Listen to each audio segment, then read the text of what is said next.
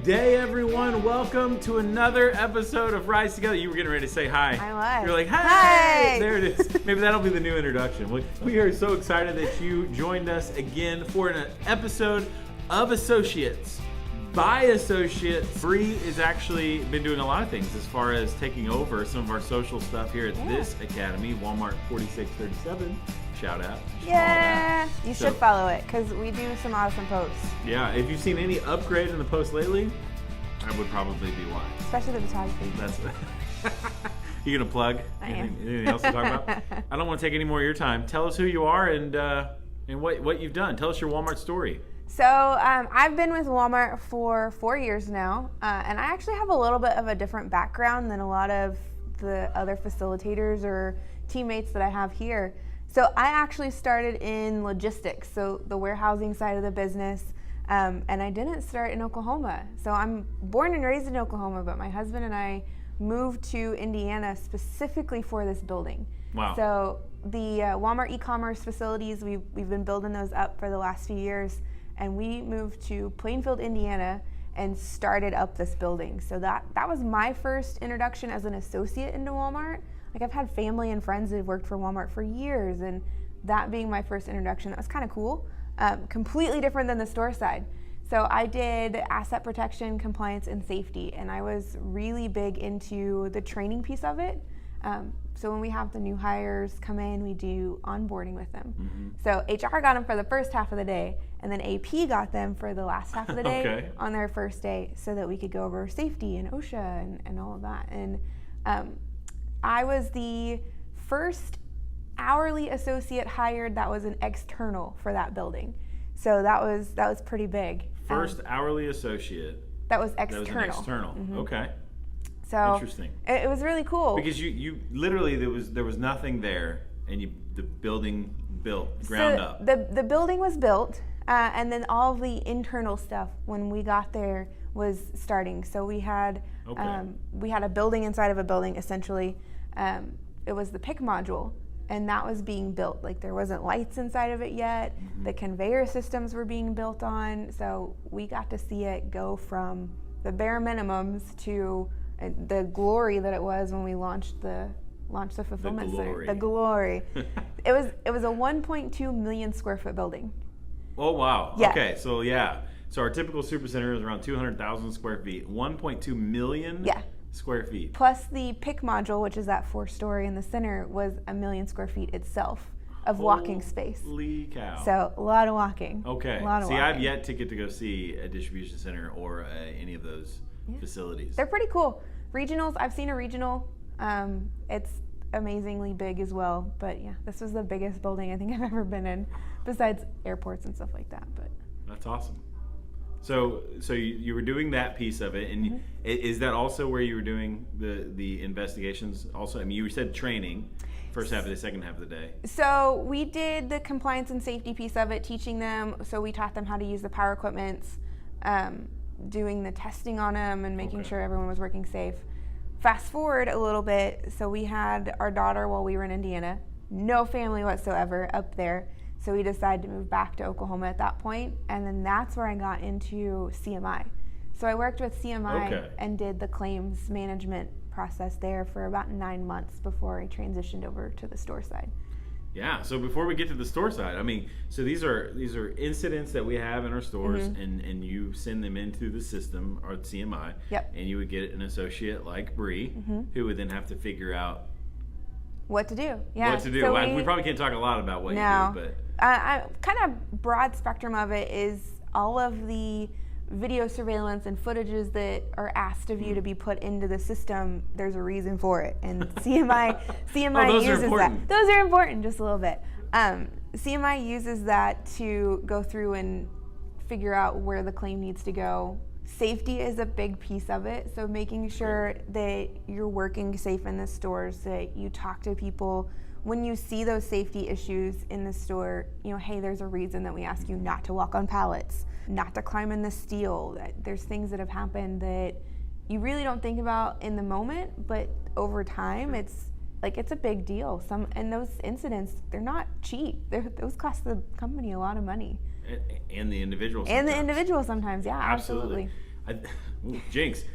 I think that's an interesting piece. And as an operator coming in going, it's not always the first thing I think of because we're just trying to get the job done. Yeah. But you've seen the aftermath of what happens when we blow through some of those things. Yeah, and how important that actually is. Absolutely. And it, like you said, we think about it as small little things just in the daily routine of it. But the more conscious you are about the safety of not only yourself but your associates, not only can you give the customers better safety environment as well to shop in and continue to come back to you, but I mean, you got to think about a big picture at that point.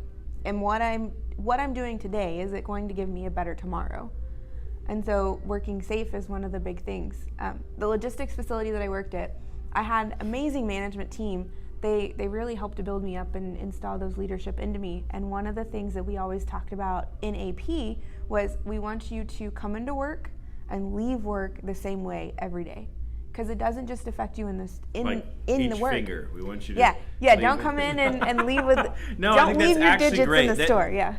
I mean, I joke, but honestly, that is what they're talking about. I mean, they're talking about that. They're talking about mentally, emotionally. That's good stuff. That's real good stuff. So that was a principle somebody, like, was that a policy or is that something that somebody said? No, it's just what we tried to live philosophy. by each day. I mean, because you're working in that building and there's constantly pieces of power equipment moving. It was a very hustle, get things done, because I mean, we're servicing the customers. We don't have them in the store, but we're still, we're shipping the orders to their home, we're shipping them to the stores for site to store, and we have to get everything done in a quick manner. But we could not ever forget that for us to have customer service, we had to make sure that safety was always that number one priority. When I was at the logistics facility, it was very much, what can I do to help? Because I mean, we're starting up, we're trying to get the new processes going. What can I do to take off your plate? And I think that was a really big piece of me being a better leader, because not only was I asking for what can I do to help you, but once I got that, what can I do to train others as well? So I was doing the training classes for the new hires, which normally were about 40, 50 associates at a time. Fun fact, my largest class was about 160 associates at once. So it was very fun. It was a lot of work getting things prepped, but that's what I wanted. I wanted to learn, I wanted to grow, and I wanted to be able to go into that role. So before we left Indiana, after we had made the decision to come back towards family, I had actually got interviewed for the area manager, which store side is kind of like the assistant, kind of a mix between an assistant and a co-manager, but it was that next level from where I was at, and I almost made it. So the person that took over that role, great guy, he was really cool. I got to work with him for a little bit before I left. But one of the things that I was always told was, don't take us saying no as in you're not good enough. Someone just had a little bit more experience and that's what we needed at this time. And knowing that I didn't do anything wrong, that I still had room to grow, really kind of helped as well. So when we moved back to Oklahoma from there, I found CMI, started on the safety side in logistics, so I kept going with the safety side on that piece of it.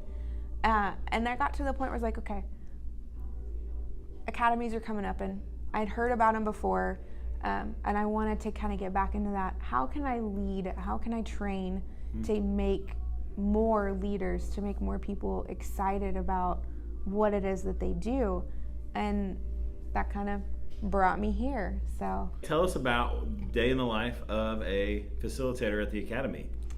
Depends on the day. So you're always prepping, you're always learning something new so that you can teach it back to those and really drive home what the company initiatives are. So it's never going to be the same. You're always going to learn something new. There's always going to be that new class that's coming out. There's always going to be that new innovation that the company is working on. So it's never really a dull moment, because you're constantly learning, you're constantly challenging yourself. But it's also about, are we building leaders to help with the company as well? And really trying to instill, this is what the company stands for, this is where we need you to be, this is why we ask you to follow One Best Way, and trying to get them to understand, hey, we ask you to do this not just because we want to look funny, but there's things that we need to make sure are happening. Sure. And I was wondering how many times we would say one best way, like in this, 2 Academy facilitators. I'm just saying.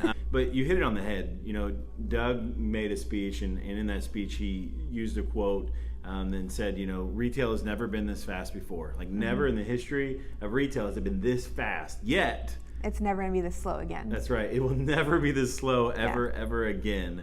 And we've got to be in front of that curve. And so we are looking and constantly evolving and shifting and changing and adjusting to be the best retailer that we can be, which happens to be, by the way, the best. Yeah. And so to do that, unfortunately, sometimes changes have to happen, and we don't like change. So we have entire classes just on dealing with change. Yeah, how do we handle change? How do we find the positive lining when it comes to all the initiatives that are coming? What would you tell an associate who's watching this video who hasn't been to the Academy before or yet? What can they expect when they go to the Academy? You're going to challenge yourself a lot. There's going to be a lot of stuff you're like, well, no, I've never heard about this. Have an open mind. Really come to learn. I think that's going to be the biggest piece of it is you're going to be sitting in a classroom, but we're still going to be doing activities. We're still going to be teaching you what it is that you need to take back and really try to drive in at your own store. Because it doesn't just stop here. You really have to take it back and work with your team and talk to your managers and bring everyone in. And it's going to take some time, especially if it's not already happening in your store. But be that change initiative, be that leader. Don't let it just stop once you leave the door. Yeah. In fact, that's the number one request by our management teams is when they come back, I want them to be able to articulate and talk about. Be excited about what it is that you learned at the Academy. So very, very huge. And honestly, if you want to learn something, the only way you really, really learn something and remember it is teaching someone else. And so what you learn and write down, you got to make sure that you process and show someone else. Yeah, and take it back. What does the spark mean to Bri? Spark is really about the teamwork. Because it doesn't just take one piece to make the spark. So I learned recently there's sparklets. That they're called sparklets. So thank you, Alan, at the Walmart Museum. And So it takes 6 of the sparklets to make a spark, and I think that transitions into it doesn't just take one person to make a store or make a company. It's about all of us working together and being that beautiful picture together. And each one of us does have that role to fill. Whatever that role is, finding that piece. Man, that's good stuff. And being positive. Being positive. I'm just going to add that one to your... absolutely. One that we talk about a lot is the energy that you hold and what you bring to the table. It's so important. So I just put that one right in your mouth. I know you would have said it. I would have. If it would have came here. Anything for us? Anything else you think we should discuss or talk about? I think it's just about having fun, finding those moments that you can really bring the joy back into work and not just being sludge and letting it go, but really, really uplifting yourself and the others around you. That's good. I thought you would definitely go with Star Wars or new trailer just came out. I don't know when this is going to air, but... Giant nerd. That's... I love that you introduce yourself that way quite often. I do. And it's a label that you wear with pride. It is. I don't mind people calling me a nerd. Like, I wear it. I'm proud of it. That's who I am. That's good. So if you are also a nerd, please comment. Share this video for nerds like you around the world. Yes. Well, this was Bri, everyone. Walmart 4637. Follow their tag here at the store, Walmart 4637. And of course, follow me. This is your chance. So follow me on Instagram, BriBri7, or I've also got the photography. So rgp.photo. There it is. I was hoping you'd throw that one on. Yeah. rgp.photo. Yep. Another one to follow. Yep. Always excited about promoting different things that are happening and what our associates are engaged in. What's important to you should be important to us. We're a family. Yeah. And so keep moving forward, everyone. As always, you can find this episode and so many more all over the place, from Facebook, including our Facebook groups now. Yeah. So not only is there Rise Together episodes every Wednesday, but also Facebook subgroups to engage in the conversation further, like 30 Days to Rise or Live Better. Those are all on Facebook. Of course, YouTube is another location. Looking for more subscribers. keep subscribing to YouTube, because once we hit a certain mark, then we'll get all the extra perks. Yeah. And we just need like 20 more subscribers. But yeah, go ahead. You said Apple. Yeah, so you can find us on your podcast areas now too. That's right. You can go to iTunes and hit us up. And of course, you can also Google Home and say, hey, Google, play Rise Together Walmart podcast. Yeah. It's pretty fun. And it's just pretty saying. fun. Google Play, SoundCloud, everywhere good things are listened to, even MySpace, maybe. Do we still have MySpace? We totally don't. Totally kidding. All right, thanks everybody. Bye.